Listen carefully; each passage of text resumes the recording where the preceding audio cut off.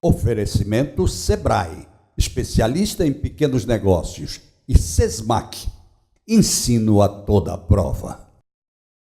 Cansou de tirar leite de pedra? O Sebrae Tech aumenta a produção de leite do seu rebanho. São consultorias técnicas e gerenciais para tornar sua propriedade mais rentável, como o programa Balde Cheio e a transferência de embriões. Você investe 20% do valor da consultoria e o Sebrae banca os outros 80%. Ligue 0800 570 0800.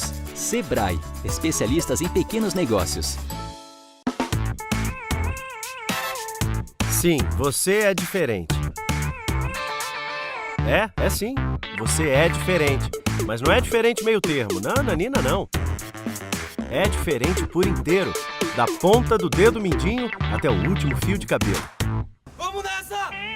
Então, se joga no diferente e vem pra cá. Vestibular Sesmac 2019.1. Aqui é diferente. Meus amigos e minhas amigas, mais um bate-papo com o Geraldo Câmara. Coisa boa, Bodega do Sertão. Você sabe que é daqueles 70 pratos quentes, acho que eu já comi 69,5. Olha, é um negócio assim fantástico isso aqui. Você fica sem querer saber para que lado vai, de tanta oferta, de tanta coisa gostosa que tem aqui. É bom demais. Bodega do Sertão. Não perca não. Fique voltando sempre, que é bom demais. Hoje eu vou conversar sobre Escola da Inteligência. Já ouviram falar nisso? Vamos conversar. Vamos conversar com a Cátia Regina da Silva Belo, que é pedagoga e que é coordenadora pedagógica do SEST. Aquele SEST que tem as criancinhas, que vocês de vez em quando veem uns filmezinhos, etc. por aí. Pois é. Vamos conversar com a Cátia sobre isso. Tudo bem, Cátia? Tudo bem, Como vai Geraldo. você? Boa tarde. Bem, graças a Deus. Prazer em recebê-la de novo. Exatamente. Não é? Prazer também estar mais uma vez aqui nesse programa, podendo falar da educação, que é o nosso amor, é o nosso forte. E é muito bom estar aqui de volta. Nós agradecemos por essa oportunidade. Olha, a gente tem conversado muito com educadores, educadores de todos os níveis, né? E muito com os educadores do nosso querido Sesmac, que é patrocinador nosso. E a gente sempre conversa sobre os aspectos da base. Aquela questão de como fazer com que a base, com que as crianças, elas tenham realmente, voltem a ter uma educação que as recompensem no futuro para quando chegarem lá em cima. Me conta alguma coisa sobre isso. É verdade, as crianças elas precisam ter essa boa base para que elas desenvolvam uma educação de qualidade.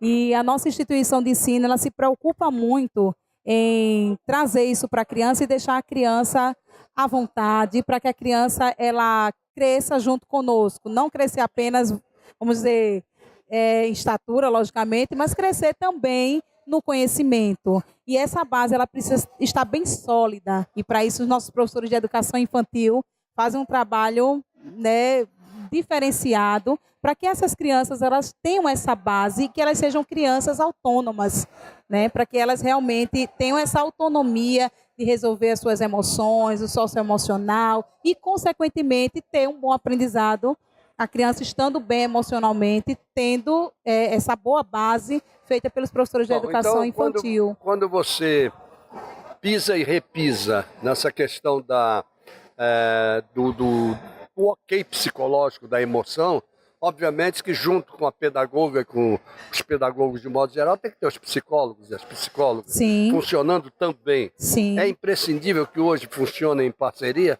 Com certeza. Não fala apenas dos psicólogos e pedagogos, como também a participação efetiva da família. Não, sem dúvida, mas isso é uma outra história. É uma outra história. Que, inclusive está dando uma discussão muito grande no Brasil. Exatamente, não é? exatamente. Então, os pedagogos e psicólogos eles trabalham em conjunto mesmo para trabalhar a questão emocional da criança, perceber aquela criança como um ser único, perceber o seu desenvolvimento e sinalizar e trabalhar em cima do que a criança apresenta. Muito bem. Então é nessa discussão que eu disse que está acontecendo, inclusive no Brasil inteiro, que é a questão de quem educa e quem ensina. Quem educa? É a família que deve educar, é a escola que deve educar, é a escola que deve ensinar e a família não deve ensinar. Como é que você vê isso na sua cabeça? É um trabalho de parceria. A família, de fato, é a primeira instituição que a Claro, criança faz parte. claro. Então, nela deve estar contido todos os valores, todos os ensinamentos que são consolidados quando a criança passa para o segundo ambiente, que é a escola. Então, precisa estar muito bem trabalhado, muito bem em conjunto, família e escola. Mas a família é responsável pela educação da criança, os valores, e a escola Não tenho faz essa dúvida. continuação, com certeza, trabalhando através de projetos, a questão do valorizar, do relacionamento interpessoal. Então, a escola também é responsável por essa bem. educação. Mas houve uma tentativa muito grande de pais, de clubes de pais e por aí vai, de também poderem ensinar as suas crianças em casa. Ou seja, essas crianças não irem para a escola. Graças a Deus, caiu no Supremo Tribunal Federal a coisa de uma semana atrás, mais ou menos. Como é que você via essa discussão? Como é que você via? Trabalhar com criança é preciso realmente se doar, é preciso planejar e saber executar. Claro. Né? Não é a educação de casa. É outra Exatamente, história. exatamente. Então, o professor, ele está se preparando, ele estuda para isso. Logicamente que ele não vai ter uma fórmula mágica, mas no decorrer do processo, ele vai tendo as suas habilidades, metodologias para trabalhar com aquela criança. Então, assim, de fato, eu creio que o professor, ele é o profissional especializado e capacitado para tratar dessa educação de conhecimento. Muito bem, agora veja bem. Eu queria colocar uma questão meio até difícil. E a questão é a seguinte: vocês que são os educadores da escola, vocês que são os pedagogos e até os psicólogos, vocês recebem crianças heterogêneas para um ensino, às vezes, bastante homogêneo. Como fazer isso funcionar? Exatamente. Cabecinhas tão Diferentes. diferentes que receberam tipos de educação Educações também diferentes, diferenciadas, isso. Eu sempre costumo conversar com os alunos e professores sobre isso. São crianças de famílias diferentes, com costumes diferentes, ensinamentos diferentes.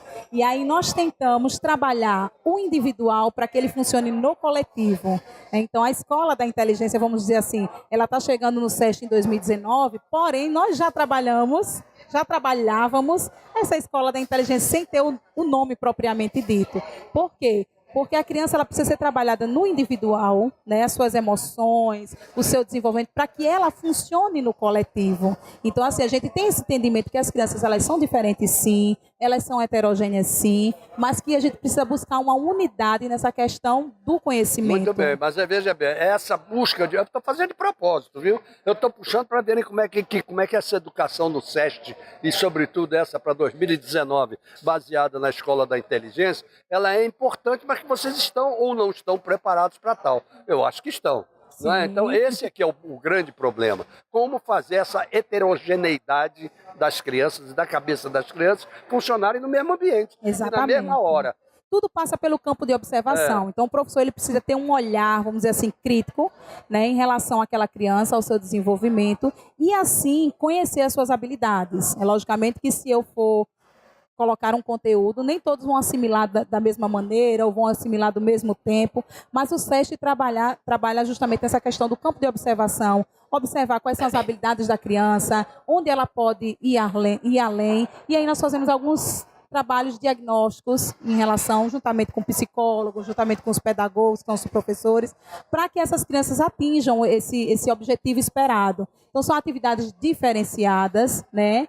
São projetos para que as crianças... Por exemplo, vamos começar a exemplificar? Vamos lá. Então, vamos lá.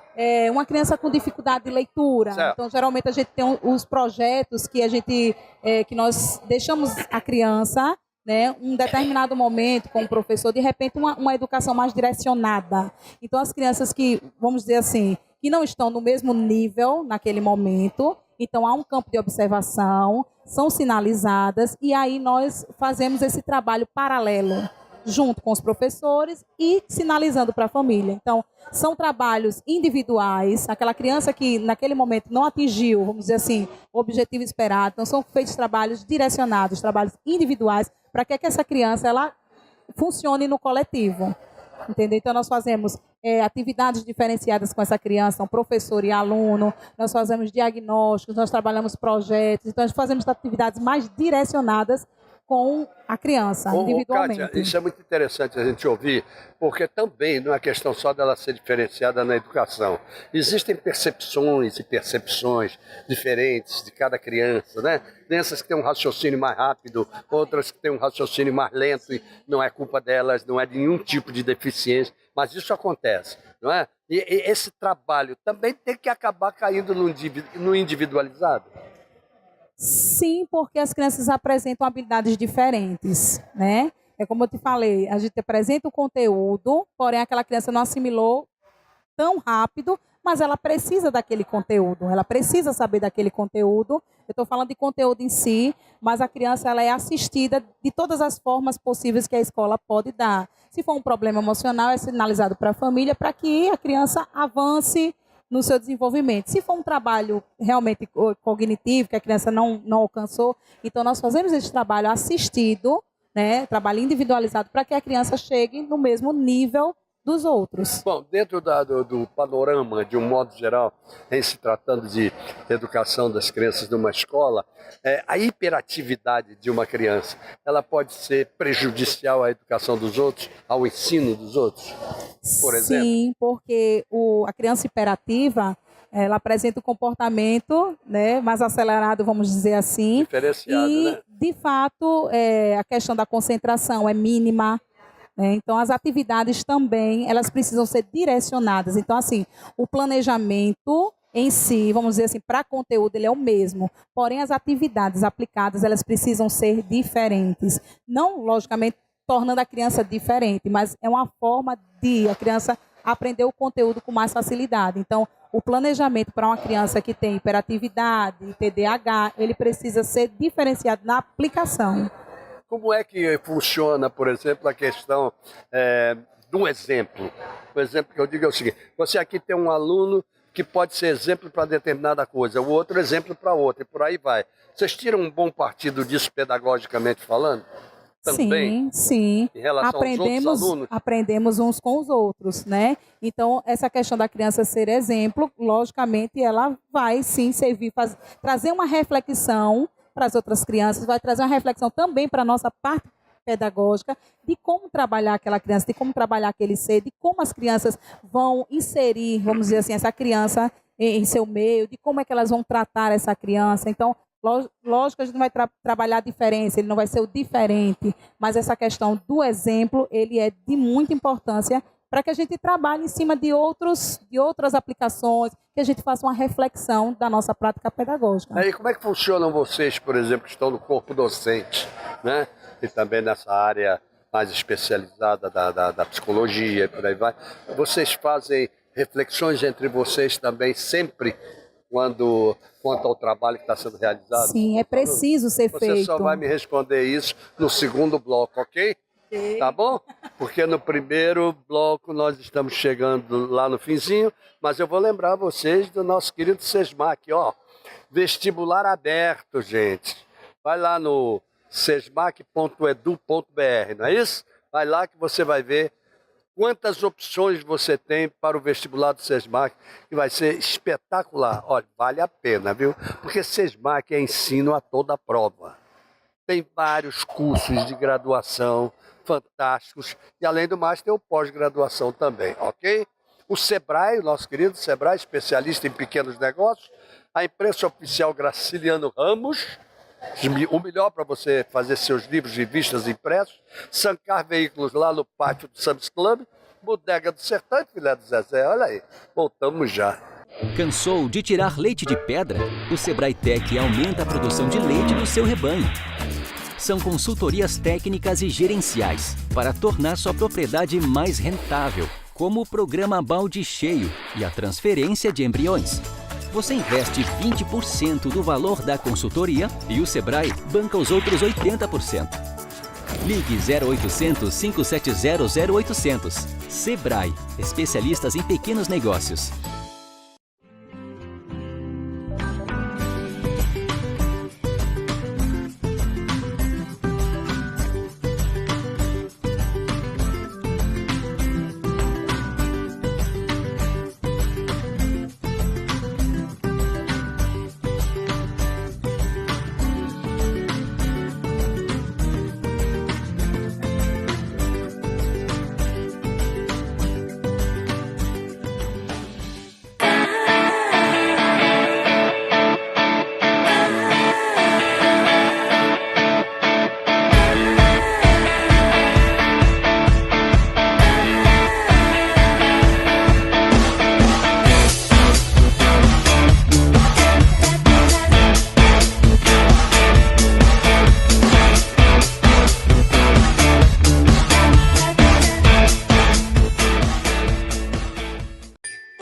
mais de um século, esta marca vem crescendo. Crescendo, crescendo, salvando gente, crescendo, vivendo solidariedade. Crescendo, crescendo, na guerra e na paz. Esta cruz é um símbolo, é a Cruz Vermelha de Alagoas. Ajude-a a crescer mais e mais e mais e ligue para crescer com ela. Toda vida é importante. Toda vida precisa de cuidado. Algumas vidas pedem pressa. Quem tem câncer não pode esperar. A Rede Feminina Nacional de Combate ao Câncer se une a milhares de vozes para dizer: preciso viver. Para isso, as ações do SUS devem ganhar celeridade. O respeito à vida está acima de tudo. Campanha Preciso Viver. Rede Feminina Nacional de Combate ao Câncer. Sim, você é diferente. É sim. Você é diferente. Mas não é diferente meio termo. Não, Nanina, não. É diferente por inteiro. Da ponta do dedo mindinho até o último fio de cabelo. Vamos nessa! Então, se joga no diferente e vem pra cá. Vestibular SESMAC 2019.1. Aqui é diferente.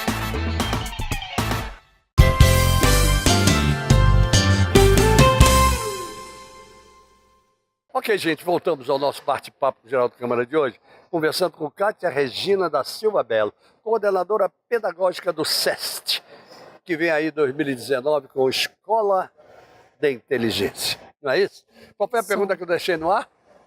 Se nós fazemos reflexões das nossas práticas pedagógicas. Exato, entre vocês. Exatamente, fazemos sim. Que é a reciclagem, né? É necessário. É. Nós trabalhamos com a formação pedagógica dos professores, formação continuada dos professores, e é imprescindível que se faça essa reflexão das nossas práticas, até porque não existe uma fórmula pronta para se trabalhar a criança. Claro que não. Então, assim, nós fazemos uma reflexão, trazemos o feedback das professoras durante a sua prática pedagógica, algumas dificuldades enfrentadas, os desafios, como superá-los. Então, é sempre necessário a gente ter esse feedback, a direção, a coordenação precisa ter esse feedback para que nós possamos inserir novas técnicas, novas metodologias para que possamos alcançar os nossos objetivos. Como é que funcionam a capacitação e a qualificação contínua dos professores? Temos sempre temas variados, então temas relacionados à educação, aos desafios da educação, os desafios da educação do século XXI.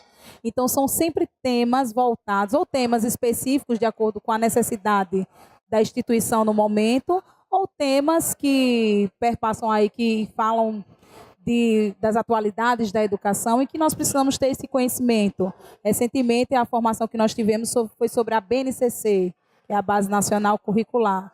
E aí foi de muito aprendizado, de muita troca de experiências. E é muito bom a gente estar sempre ouvindo, participando, Claro. colocando as nossas opiniões e também ouvindo as novas metodologias que precisam ser inseridas. Kátia, me diga uma coisa. Como é que vocês enfrentam problemas absolutamente modernos e que, se bem enfrentados, podem ser solução, como, por exemplo, a questão do celular, que é tão utilizado hoje? O menininho pequeno já utiliza o celular e tal. Como tirar melhor proveito disso?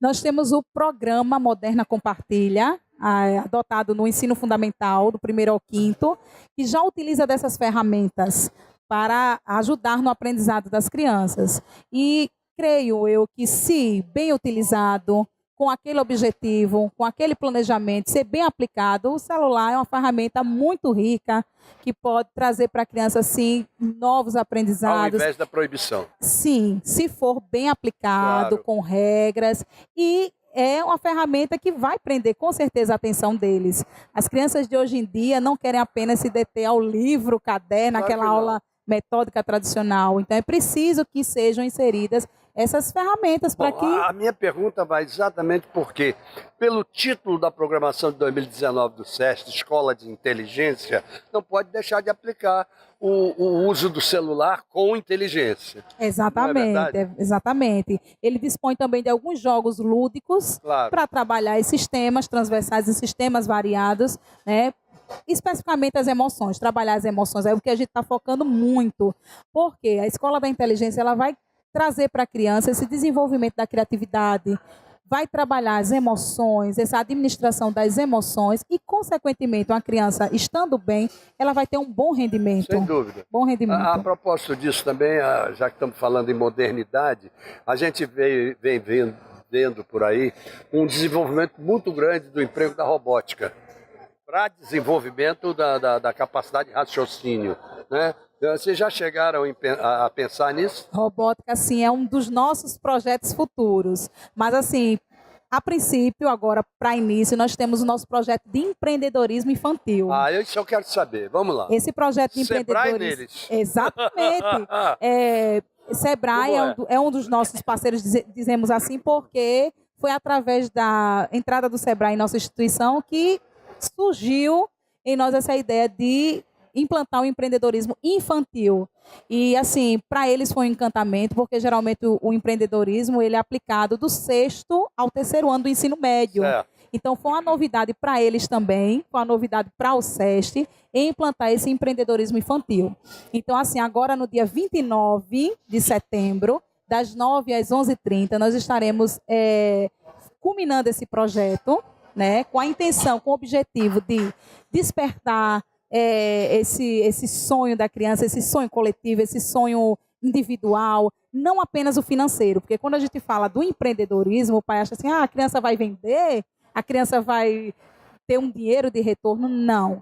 O objetivo principal do empreendedorismo é despertar essa criatividade da criança, em que ele vai lá pesquisar o produto que ele quer vender, trazer inovação para aquele produto. Então, assim, é um projeto muito rico. Eu vou um pouquinho mais além, porque esse tipo de projeto ele insere uma coisa que está sendo altamente inserida nas escolas fora do Brasil também, que é a educação financeira. Exatamente. A educação financeira desde criancinha, aprender realmente como é que as coisas funcionam. Porque normalmente os meninos crescem sem educação financeira e aí fica uma interrogação. Serei um bom empresário, não serei um bom empresário? Serei um bom administrador das minhas próprias finanças ou não? O cuidar, né? E, assim, as abordagens são abordagens diferentes, porque o maternal, vamos dizer assim, a educação infantil, eles não têm esse domínio, vamos dizer assim, do sistema monetário. Mas ele já começa a ser introduzido neles essa questão da criatividade, a questão do sustentável, a questão com o cuidado em não deixar a torneirinha ligada, porque aquilo vai gerar um custo, um gasto. O que é o dinheiro? Como é, né? O dinheiro. Qual é o valor desse negócio chamado o que dinheiro? pode ser comprado. Vida, não é? Então, assim, cada turminha ficou com, vamos dizer assim, um stand, uma lojinha, em que eles vão Isso é muito bom. confeccionar os produtos. Vai existir uma oficina. Olha que beleza. Vai existir uma oficina, entre eles estão estandes com comidas, estandes com papelaria, estandes com brigadeiros, então coisas variadas, estandes com biscoitinhos que as crianças vão confeccionar e no dia vão vender aos seus familiares, mas como forma de mostrar a criatividade. Então as crianças se empenharam bastante. Eu estava em sala de aula. Competição, né? Criar concorrência. Exatamente. Estava em sala de aula justamente fechando com eles esse projeto, nome das empresas, o que eles vão confeccionar, quanto vai confeccionar, quanto eles vão gastar, quanto eles vão vender. Então, assim, eles se envolvem, a família também se envolve. Então, assim, é um projeto maravilhoso. Não, você me empolgou agora com isso. Achei simplesmente sensacional. Inclusive uma ocupação de cabeça para quando eles estão em casa, espetacular, porque eles vão tentar desenvolver essa coisa do empreendedorismo dessa maneira como você descreveu aí, é lindo. É engraçado que eles movimentam os pais, já tem crianças maiores de ensino fundamental que já trazem a logotipo, a logomarca da empresa. Olha, eu fiz com meu pai, eu quero patrocinar. Acho melhor você dar uma aula para os menininhos lá. Ele que é designer gráfico, não é não? Devia fazer uma palestrinha lá para os meninos. Muito bom, muito bom. Como é que faz a sua marquinha e tal? O que você acha? Não é uma boa ideia? Muito bom. Será um prazer. Não é? E eles ficam bastante empolgados e movimenta toda a família mesmo. E assim, é um projeto maravilhoso. Adorei. Dia 29 de setembro estaremos lá no SEST desenvolvendo esse projeto. Muito bom, excelente, mas excelente mesmo. Eu acho que todos os pais deviam ir ver. Podem ver, não podem? Devem ir, sim. Não é? No sábado. Agora me conta uma coisa, aí vamos para um outro lado, outra coisa. Como é que tá como é que vocês veem, analisam e tratam o tema bullying? O bullying. O bullying é uma prática, inclusive, vou repetir, na Escola da Inteligência. Estou focando muito porque é algo que a gente já trabalha, mas que vai ser fortalecido com esse programa da Escola da Inteligência.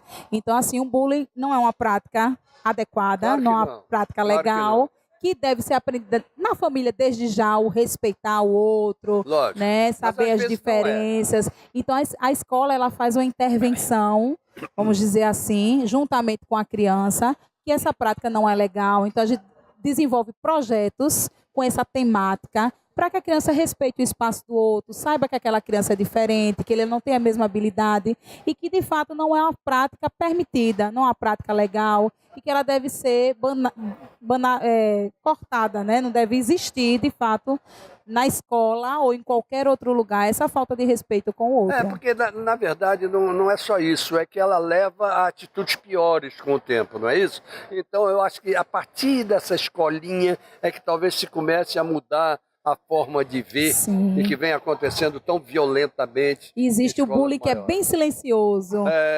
Chamou só daquilo ali, foi uma bobagemzinha. E nós precisamos cortar isso de imediato, fazer intervenção imediata, né, nessa prática, para que ela não venha crescer, não venha ter uma grande proporção, né? Tem uma proporção. E como é nesses casos de bullying, como é o relacionamento com as famílias?